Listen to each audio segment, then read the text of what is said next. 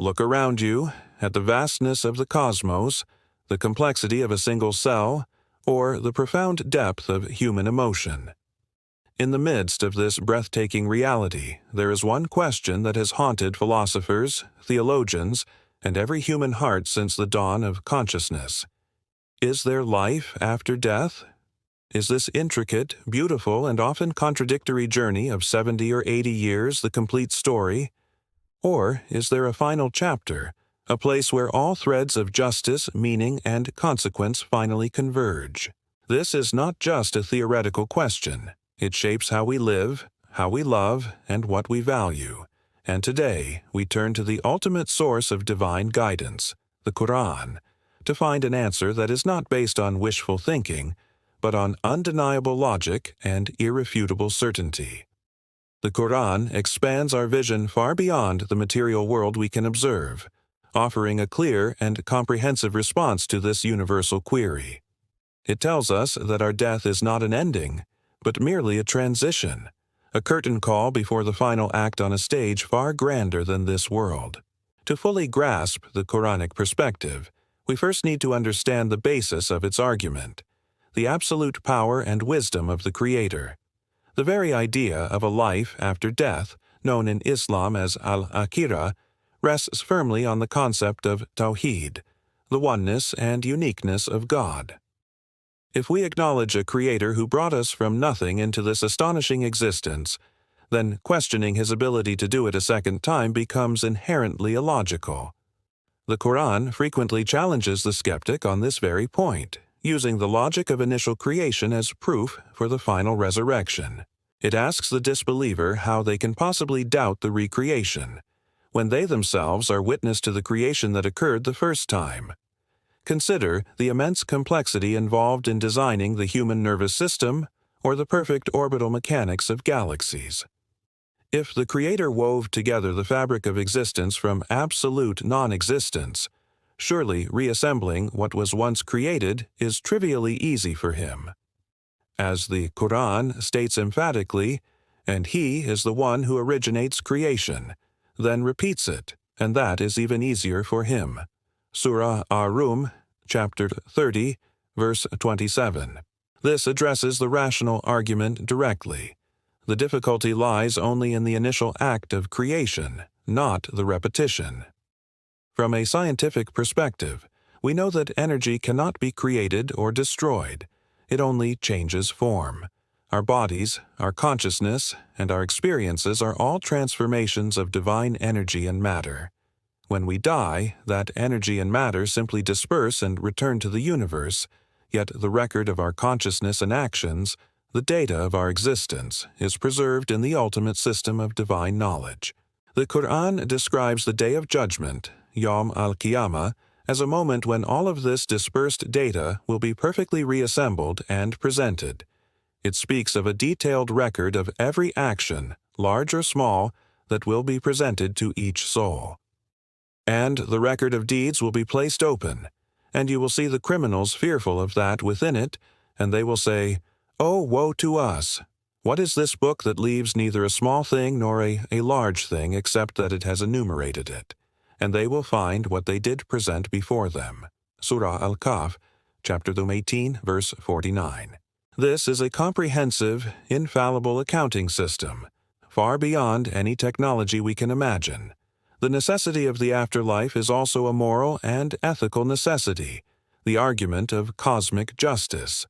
If there were no life after death, then this world would be utterly meaningless, a cosmic farce where the innocent suffer and the tyrants often prevail and die peacefully in their beds.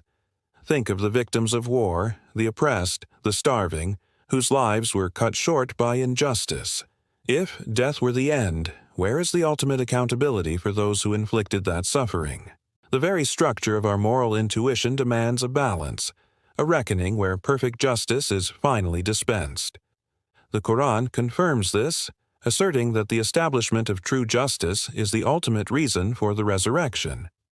It is the day when every soul will be compensated perfectly, not according to our limited human interpretation, but by the divine standard. Moving into the core narrative, the Quran introduces the concept of barzakh, the intermediate stage between our death and the day of resurrection. This is often referred to as the period of waiting, or the life of the grave, though it is not a physical grave in the earthly sense. It is a spiritual dimension where the soul resides, immediately experiencing a glimpse of its ultimate destination. For the righteous, the barzakh is a period of peace, comfort, and expansion, a garden leading to paradise. For those who lived in defiance of moral law, it is a precursor to their final punishment, a constricted, uncomfortable state. The prophets of God, including Noah, peace be upon him, Abraham, peace be upon him, Moses, peace be upon him, Jesus, peace be upon him, and the prophet Muhammad, peace be upon him, all centered their mission on conveying this truth. Their message was uniform: believe in one God and prepare for the inevitable return to Him. The denial of the afterlife, in the Quranic context, is a denial of God's power and His commitment to justice. It is often portrayed as the pinnacle of arrogance. To believe that the Creator would create such a marvel of a universe and then let it dissipate without purpose or final judgment. The Quran provides frequent, tangible analogies from the world around us to make the abstract concept of resurrection relatable. The most common and powerful analogy is that of rain bringing dead earth back to life. We see a landscape brown, barren, and seemingly lifeless, and we conclude that nothing can grow there. Then the divine command sends rain, and suddenly life bursts forth in a spectrum of color and vitality. And that is because God is the truth, and because He gives life to the dead, and because He is over all things competent, and because the hour is coming, no doubt about it, and because God will resurrect those in the graves. Surah Al-Hajj, chapter 22, verse 6-7. The resurrection of mankind is simply a grander, yet equally effortless manifestation of the same divine power that revives the earth every spring. Another powerful argument the Quran employs is the comparison to the production of fire from green trees. It questions the person who rejects the resurrection by pointing to the seemingly contradictory process of extracting heat from lush, moist vegetation. The Creator who can bring fire from moisture is certainly capable of bringing life back from dry bones. Is not He who created the heavens and the earth able to create the likes of them? Yes, it is so, and He is the Creator, the knowing. 82. Indeed, His command, when He intends a thing, is only that He says to it, "Be," and it is. Surah Yasin, chapter 36, verse 81-82. This highlights the simplicity of God's command. The word kun, be, and it is. The reality of the afterlife is woven deeply into the stories of the prophets, providing moral lessons for all time. Consider the story of the prophet Abraham, peace be upon him, who asked God to show him how He brings the dead to life. God commanded him to take 4 birds, cut them up, and place pieces on separate hills. Then God commanded Abraham, peace be upon him, to call them, and the birds flew back to him completely reformed. This tangible miracle, recounted in the Quran, was a direct lesson to Abraham, peace be upon him, and, through him, to all of humanity. Doubt the logistics of resurrection no more. Even the prophet Jesus, peace be upon him, by the permission of God, performed miracles that directly challenged the finality of death. He was able to revive the dead, demonstrate a temporary, limited power over life and death, reinforcing the ultimate, absolute power of God. The prophet Moses, peace be upon him, faced down the arrogance of Pharaoh, whose pride led him to deny any authority beyond himself, including the authority of the final judgment. In every prophetic encounter, the message remained constant. Obedience is tied to the belief in the life to come, and the denial of it is the root of moral decay. The wisdom of the Quran is that it does not treat the afterlife as a purely mystical concept, but as a practical consequence of life's actions. It establishes a perfect link between accountability and freedom. You are free to choose your path, but you are accountable for the consequences of that choice. This knowledge of impending judgment is what instills piety, justice, and compassion in the human heart. It is the ultimate motivator for charity, kindness, and standing up for truth, even when it is personally difficult or costly. If a person truly believes they will stand before their Creator and account for every word and deed, their behavior in this world will inevitably be refined. The Quran describes the events preceding the day of resurrection, including major signs that signal the end of this physical world as we know it. It speaks of the sun rising from the west, the emergence of a beast from the earth, and the descending of Jesus, peace be upon him, once more. These dramatic events serve to shake humanity out of its heedlessness and confirm the reality of the impending hour. The day itself is depicted with breathtaking, terrifying detail, where the laws of physics as we understand them will be dramatically altered. The sky will be split apart, the mountains will be scattered like carded wool, and the seas will boil. When the sun is wrapped up in darkness. 2. And when the stars fall, dispersing. 3. And when the mountains are removed. Surah At-Takwir, chapter 81, verse 1-3. This is not mere poetry. It is a description of a cosmological event necessary to transition from the limited, temporary framework of this world to the eternal framework of the next.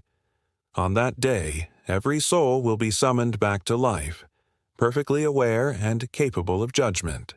The souls will be categorized, and the ultimate distinction between the two eternal dwellings will be made. The righteous will enter Jannah, paradise, a realm of eternal bliss, joy, and profound spiritual satisfaction, where every virtuous desire is fulfilled. The Quran details the beautiful landscapes of paradise, rivers of milk and honey, gardens shaded by eternal trees, and companions of purity. Indeed, the righteous will be among gardens and springs. Surah Al-Hijr, chapter 115, verse 45. More than the physical comforts, the greatest reward in paradise is the spiritual proximity to the Creator, the ultimate goal of the believing soul. The ones who transgressed and rejected the truth will face Jahannam, hellfire, a dwelling of severe consequence where the suffering is described in both physical and spiritual terms. It is the full manifestation of the consequence of moral corruption and willful denial of truth. The Quran's description of Jahannam serves as a profound warning, a boundary set by a merciful Creator to deter us from destroying ourselves through destructive choices. The very existence of these two eternal destinations provides the moral gradient necessary for human existence. Without the promise of reward and the threat of punishment, the moral compass of society becomes entirely relative and ultimately collapses. It is the assurance of the afterlife that gives life its ultimate depth and purpose. It transforms our daily struggles from random, meaningless suffering into tests of faith and perseverance that carry eternal weight. It is the framework that justifies the patience of the prophet Job, peace be upon him, in the face of immense loss, and the dedication of the prophet Joseph, peace be upon him, in resisting temptation. The Quran consistently reiterates this theme. The life of this world is merely a fleeting enjoyment, a preparation for something infinitely more valuable. And the worldly life is not but amusement and diversion, but the home of the hereafter is best for those who fear God. So, will you not reason? Surah Al-An'am, chapter 26, verse 32. This calls us to use our intellect to reason out the conclusion. What intelligent person would trade the eternal for the temporary? The Prophet Muhammad, peace be upon him, lived his entire life as an example, constantly reminding his followers of the temporary nature of this world and the necessity of preparing for the next. His teachings provided practical guidance on how to maximize our spiritual investment in this brief window of opportunity. He emphasized that even simple acts of kindness, like smiling at a neighbor or removing an obstacle from the road, carry weight on the final scale. The concept of an afterlife is not meant to inspire fear, but rather hope and discipline. Hope, because no good deed will ever be forgotten or unrewarded, no matter how small it seems. Discipline, because every act of injustice, cruelty, or heedlessness will inevitably be addressed. It is the final, perfect mechanism that makes creation itself coherent and just. When we look globally at human endeavors, whether it is in medicine, science, or art, we see an innate desire for permanence and meaning that this short life cannot satisfy. The pursuit of legacy, the desire for our work to last beyond our biological expiration, is a psychological echo of the soul's knowledge of its own immortality. The Quran simply confirms what our hearts already instinctively know, that we are built for eternity. This framework of accountability makes our choices today matter eternally, lending gravity and significance to the seemingly mundane moments of our lives. Every decision to forgive, to be honest, to show compassion, or to strive for knowledge is an investment in our eternal future. The ultimate takeaway from the Quran regarding life after death is this: believe with certainty, live with intention, and prepare with diligence.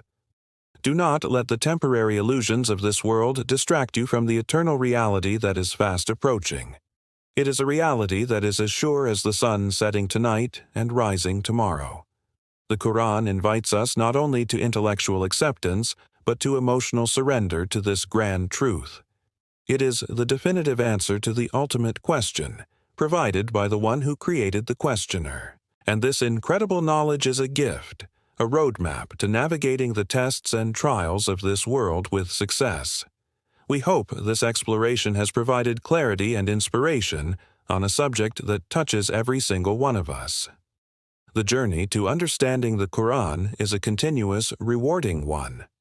If this video helped you reason through the concept of the afterlife or inspired you to look deeper into the Quran, please show your support. Don't forget to like this video to help others discover this essential insight. Share it with your friends and family who are also asking the big questions about life and death. And absolutely make sure you subscribe to the Quran X Insight channel and hit that notification bell so you don't miss our next deep dive into the endless wisdom of the Quran. Thank you for watching, and may peace and guidance be upon you all.